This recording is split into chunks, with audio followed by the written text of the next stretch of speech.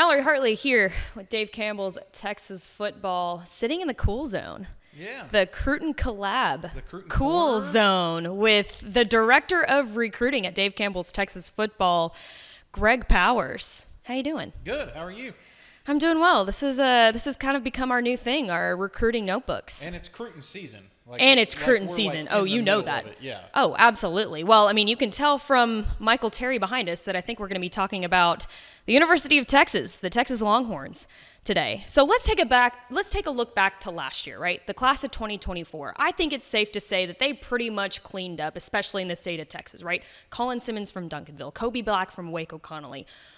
On a scale from 1 to 10, or maybe from A to B, A to C, A to E, whatever, what would you rank that class of 2024 for Texas Longhorns? Well, I'll give them an A+. I think that they did a tremendous job building off the success they had during last season's run to the college football playoffs.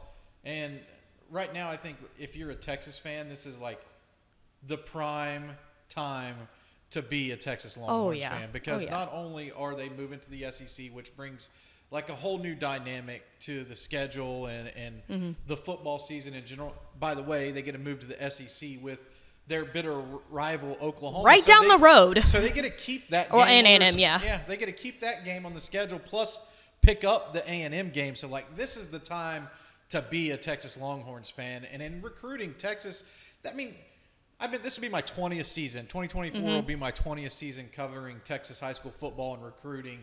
And I can't, like, pinpoint a certain time in that history or like, oh, well, Texas is really struggling in recruiting. Texas doesn't struggle in recruiting, but I will say that I feel like they've taken a step forward in recruiting because they're starting to assemble the type of talent on the field that are going to be able to compete week in and week out with Georgia, Alabama, Ohio State, et cetera. I think they're firmly in the national championship picture. And when it comes to recruiting, they have a whole lot to offer moving to the SEC, and they're very competitive in the NIL space. Right. Well, you've already seen, these high-powered transfers like Isaiah Bond coming from Alabama, from Texas. So, yeah, they're absolutely being put on the map. So let's talk about it. The class of 2025, you've got a couple of really good ones, right, that have already committed, like Lance Jackson from Pleasant Grove. And then you've also got Ricky Stewart from Chapel Hill, was committed to SMU and then flipped to Texas a couple weeks ago.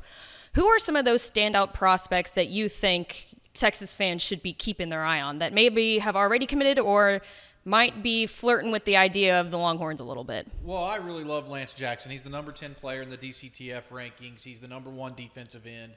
His brother Landon Jackson is at Arkansas. He's going to be an NFL draft pick in next year's NFL draft, and I think that Lance Jackson has an even higher ceiling than Landon does. They were very similarly rated coming out of Texas high school football, but I think Lance, being the younger brother, has played with a little bit more of a chip on his shoulder, and actually watching his brother go through the recruiting process, I think that his game is a little bit more refined as he enters college. I think he's a little bit more ready from day one to compete, where Landon, took some, he committed to LSU, transferred to Arkansas, great player now, but he took, a slower path towards stardom in college football. And I think Lance is going to be a little bit more college ready. And one thing that Coach Gibson there at Texarkana Pleasant Grove, by the way, shout out to all the coaches over there at PG who do a great job of keeping us plugged in here at Dave Campbell's, not only in recruiting, but in Texas high school football as well.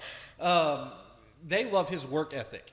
He's a guy who laces up his work boots every day, comes to work, and works hard in the weight room, in the classroom, and is a team leader. And I've had plenty of opportunity to speak with Jackson, and I can say he's very intelligent as well, and I think that will help his transition to the college game.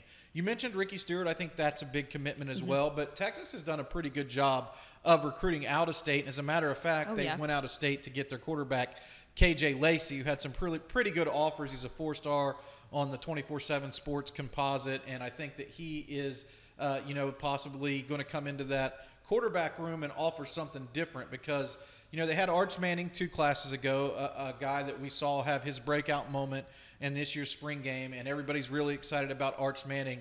But behind Arch, who we consider as he's kind of a dual threat. Behind Arch is you have a traditional pocket quarterback in Trey Owens, and he is a very competitive type, team leader type in his own right, with a strong arm, tall quarterback, 6'4", 6'5", and then you have a more athletic kid in KJ Lacey, who I think will be able to balance out that quarterback room. So it's a very interesting QB room there at Texas, especially, factoring in that all three of those players will be pretty young heading into the 2025 season when they're all there on roster.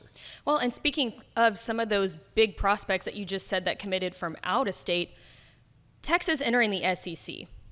I think that does a lot for them in terms of recruiting out of state, being able to pull these players from Florida more than they did, I think, in the Big 12. Would you happen to agree? Yeah, I do agree with that. And I think that they're one of those national brands, right? Like Texas has a national brand, and any recruit, no matter where they're based, when they get an offer from Texas, that's going to be like an eye-opening offer for them. It's going to be something that you're going to have to consider. And I think maybe we'll dive into maybe the uncommitted recruits or maybe some guys to keep an eye on coming up over the next couple weeks.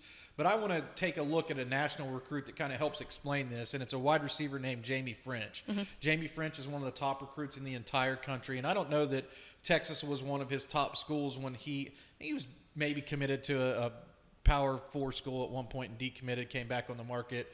Ohio State I know is in the thick of the middle of this race, and a lot of other top tier programs as well. But Texas has made up a lot of ground and have secured an official visit from Jamie French, despite the fact that they have a plethora of top tier wide receiver prospects in their own backyard in Texas and nationally who are looking at them. But that's just like one recruit. Like this top tier recruit has to check out Austin before he makes his decision to see what it's about.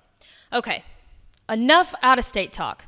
Let's talk about in-state. Let's talk about your rankings, actually, because really that's what matters, right? Is the Greg Powers stamp of approval or my your stamp rankings. of approval is never going to be cooler than the Texas official visit photos from this. Oh, these graphics rock they were too. Awesome, weren't oh they? my gosh, they were so cool. And the Lamborghinis, that kind of rocks. I'm not gonna lie. Notice that kind of stuff. Oh yeah, I mean that puts them more on the map, like you said, the national map. I think so. Let's talk about your rankings for a second. Do you think it's a fair statement to say that the top 10, maybe even the top 15, guys like Dakorien Moore, Kalik Lockett, Michael Terry, do they all have an interest, do you think? Most of them, we'll say most of them in Texas. Do you think Texas is in the running for most of these top guys in the state of Texas? Definitely, and there's a couple of recruits who I feel are really important within that top 10, top 15. Obviously, Dakorien Moore is like the number one player, right? He's the number one player in the state, one of the best pass catchers that I've ever covered in my 20 years of experience. I love his competitive nature. He'll be taking an official visit to Texas this upcoming weekend, so that'll be like a huge visit to watch. He's already visited Ohio State and LSU. We'll see Texas and Oregon before he makes his decision on where he's going to play his college ball. So that's like the marquee name, right? Everybody wants Dakorien Moore, and he's an elite level talent. But outside of that, I think two very important recruits are Michael Fasusi and Ty Haywood, offensive linemen, because Texas is going to have to hit the reset button on the offensive line heading into the 2025 season. And they've shown that they can develop talent and get it to the NFL. Right. More so on the defensive front, I think, last year. But Kelvin Banks is going to be a top NFL draft pick, and they're going to lose some experience off that offensive line. And what better way to replace it than a couple of top 5 rated Texas high school football offensive linemen, one from Louisville High School and one from Denton Ryan, who are right down the road from us, really. But those two schools I think of, Denton Ryan and Louisville, is like blue blood high school programs in Texas high school football who don't only produce top talent, they produce top talent who is successful in college, and I think that's key. And I love both of those guys. It's hard to separate them in my mind as like which one's better. I flip-flopped back and forth between Fasusi and Haywood a couple of times already. Fasusi kind of reminds me of more of a Kenyon Green type player. You know, you've mentioned that before, and he went on to the NFL. Rising cover boy. Yeah, definitely. DCTF Rising Magazine cover boy. I think that he could play anywhere up front. And Ty Haywood I really like because I feel like when you're looking at left tackle projections, he has a chance to be a true left tackle. And those guys could definitely play and star on the same offensive line if they so happen to go to the same college. Right, and I think that Texas likes that kind of versatility in these players. I mean, for example, Michael Terry, right? He could potentially be labeled as an athlete, right, instead of just a wide receiver. So I think, athlete. Right, correct. I think that they like those type of players. But yeah, to your point, let's go ahead and look ahead. Class of 2026, right? You've already got a couple of interests. So, for example, you rated him as a 4-star. It's Temple defensive lineman Jamarian Carlton. Hasn't committed or anything yet, but he's flirting a little bit with the Texas Longhorns. Give me a couple of names from the class of 2026 do you think that Texas Longhorn fans should keep their eye out for? Well, they already have a commitment from running back Racing Guillory. I think that is a name to know for sure if you don't already know that name. Some people didn't get to watch him play in the last season because when Alito made it to the state championship game, he was out with an injury. But I have to say that next year's class is one of the best running back classes that I can remember covering. And a name that I really, really like in that class is Forney running back Javian Osborne. I think that he is a very talented runner. I think that Texas is one of the schools that was in very early for him. I think that he fits within that offensive system very well. So that's something that I'm going to be keeping my close eye on in that 2026 cycle. And then you also have Tredarian Ball at Texas High. And I've made really both of these guys are Reggie Bush-esque type of running backs, multifunctional and very versatile out of the backfield, can catch the rock very efficiently. So they're, dual threats out of the backfield, so to speak. And it'll be interesting to see how they pair with the guys that they're bringing in the 2025 class, how they would fit in potentially there at Texas. But I really like the running back class in 2026. But just like kind of going down that list, there are going to be plenty of names that pop up as we dive into the evaluation process and really find out more about these players, like Fort Bend Marshall safety Isaiah Williams. This dude is one of the best defensive backs in the entire country. He took a recent unofficial visit to Texas, and I would explain his game as like he can cover, but he's a thumper. Like he's a guy who loves to come downhill and blow up, ball carriers and make tackles. And I think that Isaiah Williams is one of those names that Texas fans are going to be plenty familiar with by the time he makes his decision, because they had a tremendous defensive back class in 2024. So when you're looking at 2025, it's those recruits in 2025 are going to be looking at that roster and say, oh, Kobe Black, Xavier 100%. Filsaime. You know what I mean? Like, oh, well, maybe I should go somewhere else. Maybe the competition's too stiff. So I think 2026 is going to be a big defensive back year, and Isaiah Williams is the guy that I have at the top of my board there. I think it's pretty safe to say that Texas is pretty good at this recruiting thing. I think they're going to be in good hands for a while now. Yeah, and it's going to be fun. Like, buckle up. Oh, yeah. The next couple of weeks are going to be interesting because I counted up, before we kind of came on the air here, there was going to be like 8 top-tier receivers visiting over the next couple of weeks, and I think like that is the biggest question in the class of 2025. I know that they probably want to add 3 receivers in this class at least, especially with the talent that's on the board. Which of those receivers fit into this class? Which ones do they hit home runs with?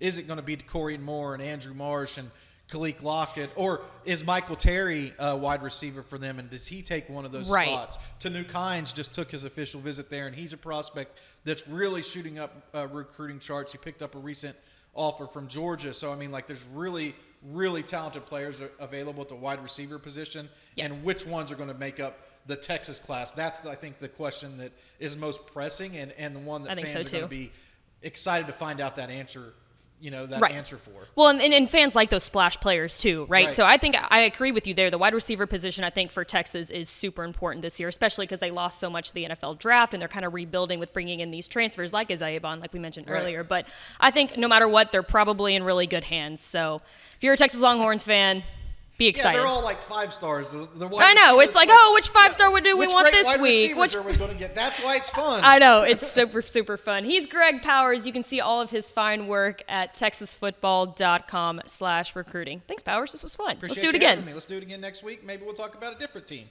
I like it.